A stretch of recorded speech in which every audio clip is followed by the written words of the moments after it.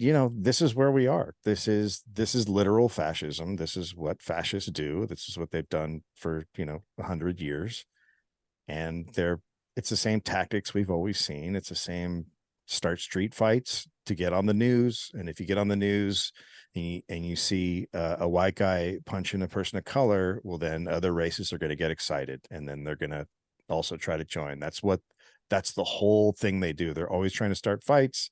Fights get on the media. Fights bring them more attention. Fights bring them more recruits. Because they always get a control of how the video is spun. So yes.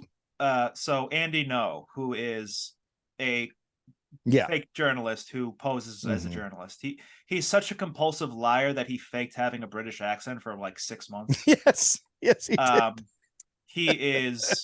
He is in league with like not just Proud Boys, but like groups like Falanga and Adam Waffen, who make the Proud Boys look like Boy Scouts. He's in cahoots with Adam Waffen? That's terrifying. He's sent lists of like doxed information. So when Elon Musk bought Twitter, a series of journalists were banned from Twitter, and they very conveniently aligned with a list compiled by Andy No. That's him. So Google Twitter Chad Loader. Chad, who was someone I followed a lot. He's over on Blue Sky and other stuff, but he was a great journalist working against the fascists, and then he was gone. Because it's so easy to, because I fell for it. I mean, I think most people did, where Antifa was this huge shadow agency where you see, a guy dressed in black punching someone. It's like, well, I don't endorse that. So it's what, Antifa is not a group. It's just, if you're against fascism, it's a verb. Antifa. Yeah, it's not people. When I went down there and had my face obscured, I was automatically Antifa because I was against the guys who were fascist.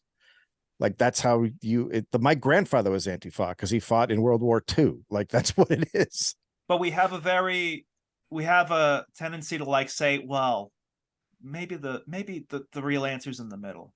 Yeah, I know. Well, I've had this discussion with people, in my area, and they say, we need to find a middle ground. And I go, you don't want to find a middle ground with them. They're very right, very, very bad. They round up.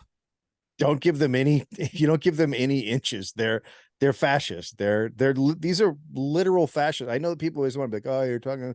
I mean, these are literal in every sense of the word fascists. They want an identitarian, authoritarian theocratic. Yeah. Some of our listeners I know have heard the word, but they may still not really understand what fascist means. How would you define fascist, Dave? It's a thing that a lot of people have different definitions of, but I think the way I'm talking about these people is they do not believe in democracy whatsoever. They believe in authoritarian control.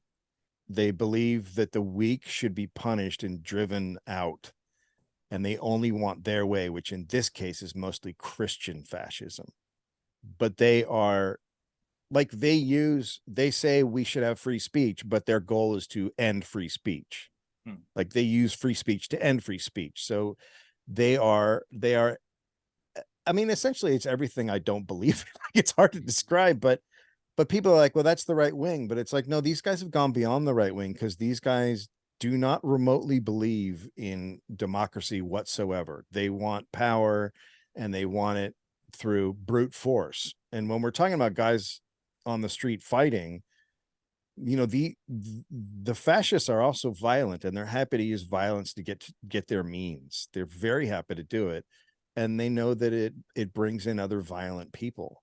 But like anything else, they're like any other like very right-wing group. This is a white movement. It's incredibly white. They only want their way. It's very interesting to watch. Like Florida, I would say is very much pretty close to a fascist state now. Like, they're the way the rules they're passing, the laws they're doing, it's really terrifying for a lot of people living there. I mean, people are legitimately scared to live there. And now you see they come out and they say, well, slavery wasn't that bad because they learned stuff. and they start to turn off the black Republicans who are like, wait, what? And it's like, yeah, they're moving towards fascism. They're not going to like you. You think they're on your side, but so people always want to be like, well, they can't be fascist because there's people of color in there, but that's their always favorite. That's their favorite. it's always been a part of fascism. There have been They've Jewish always used Nazis, for that. Christ's sake. 100%. I mean, there was a Pakistani group fighting with the actual Nazis in Germany. Like this is what it is. They use these groups, but at the same time, they'll cast you aside in a heartbeat when it comes down to it. But it's just mostly pure authoritarian control. I mean, the more I look at history and the more I look at the Confederacy, I'm like, that was fascism. Just pure. And we just don't want to call it what it is because it's America. But these guys have always been here. People want to act like they haven't been, but we've had flourishes. We've had some really ugly times.